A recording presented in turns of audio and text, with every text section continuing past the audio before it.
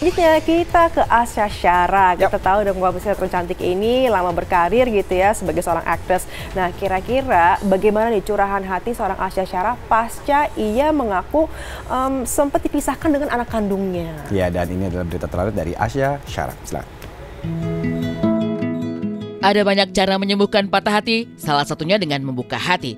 Tapi pada Asya Syara, ketika dirinya berusaha membuka hati, bahagia yang datang justru tak sama. Usut punya usut, Asya Syara masih belum tenang lantaran 3 tahun berpisah dari anak tercinta. Dan ketika hadir dalam kajian hati Ustadz Hilman Fauzi, Asya tumpahkan keresahan itu. Jadi saya pernah gagal di pernikahan pertama berapa tahun yang lalu. Dan saya sudah menikah kembali, alhamdulillah. Tapi dengan kegagalan itu jadi mengorbankan anak-anak saya. Seperti diketahui, Asya Syara sebelumnya menikah dengan Syafiq As-Sadi. Namun pernikahan itu kandas. Kemudian Asya menikah lagi dengan Fahmi Assegaf, sosok lelaki yang menumbuhkan kembali cinta di hatinya. Namun nyatanya, belum jauh bahagia itu direngkuh, ia harus kembali terlibat perseteruan dengan mantan suami yang mengakibatkan ia benar-benar kehilangan kedua anaknya.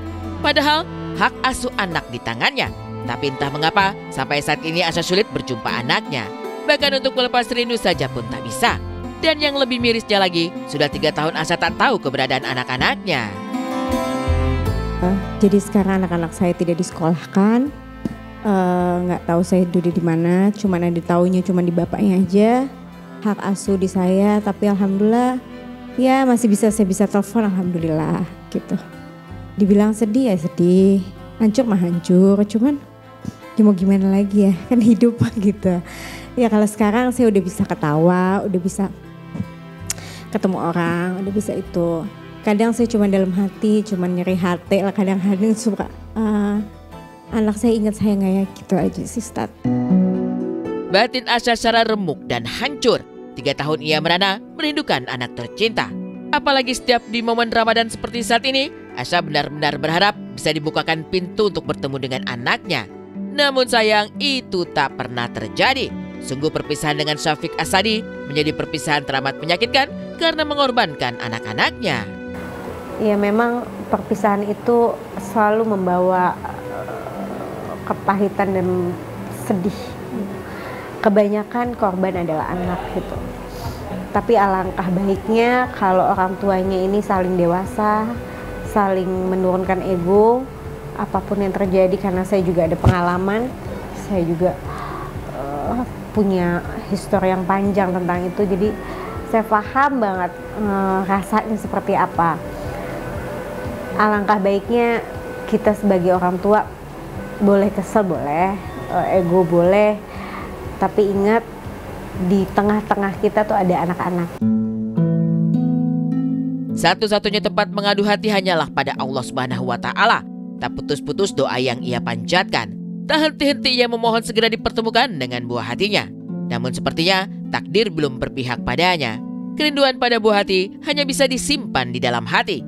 Kendati jarak mereka terpaut jauh, tapi hati dan cintanya tak berkurang sedikit pun. Kalau hal yang selalu ingin saya sampaikan adalah Mama selalu berdoa, tidak henti, setiap hari, setiap sholat, setiap waktu. Kalian dijaga sama Allah di saat tangan ini tidak bisa memeluk kalian, dan Mama selalu ingin bersama kalian, dan selalu ingat Mama selalu sayang, cinta, dan kangen, rindu sekali. Insya Allah Ramadan ini kita bisa kembali lagi seperti dulu, bisa lebaran lagi kembali gitu, bisa normal aja. Insya Allah apapun yang terjadi, tetap ibu dan anak adalah suatu hubungan yang tidak bisa dipisah. Untungnya, di tengah kegambangan dan kehancuran hati Asya Syara, ada sang suami yang tiada henti memberi dukungan dan support positif. Kalau suami saya sendiri, alhamdulillah beliau sangat memahami. Beliau, walaupun beliau sangat sayang sama anak-anak juga, sama saya, anak-anak saya juga, dia rasa seperti anak-anaknya juga, tapi dengan keadaan yang jauh, keadaan yang agak rumit, tapi dia tetap kasih support saya. Dan yang penting dia selalu tanamkan pada saya, jangan lupa untuk agamanya dan iman dikuatkan, karena hanya itu yang bikin kita bertahan. Dan alhamdulillah saya lakukan itu bertahun-tahun, ketemu tahun gitu ya. Ini mungkin mau masuk tahun ketiga. Alhamdulillah, kalau nggak ada, saya sandarkan semua sama Allah, mungkin nggak tahu, mungkin saya nggak ada di sini gitu, mungkin ya macam-macam gitu. Jadi hanya itu pegangan saya, dan itu selalu support dari suami, alhamdulillah.